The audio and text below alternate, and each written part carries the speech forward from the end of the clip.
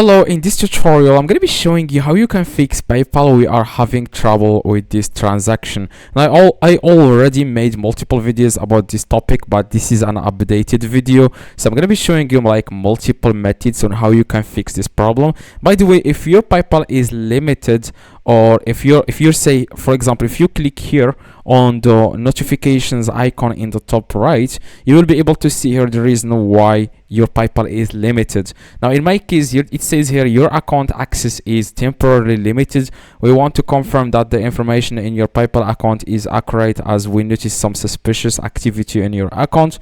To understand this better, we need more information. Now here is exactly what happened to me. I cannot pay using PayPal, so whenever I try to pay, it displays an error, which is we are having trouble with this transaction. But this doesn't mean that you will have the same reason as me, but I will show you other like reasons why this happens and how you can fix this. Now you just need to check the notifications icon in the top right just to see if if you have any like message from PayPal they are requiring any documents from you or anything like that. In my case, they just want the ID card. They just want to make sure it's my PayPal account.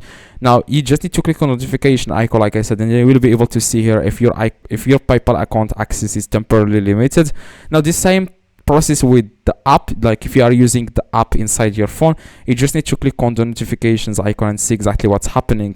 Now if you cannot see anything here, probably it's something to do with your credit card that you have linked into your PayPal account. Now make sure it's up to date. Just click on the card that you have inside your PayPal account and see if everything is correct, including the expiration date, the billing address. Just make sure that everything is correct. You can also click here on update the card if you want to update it to the correct information. Okay, you can also remove the card and then add it again and see if the problem is solved. Now if you still have the problem, that means you have a problem with your credit card. You have to call the company of your credit card and see exactly why you cannot pay using PayPal, or why it displays the error, which is we are having trouble with this transaction.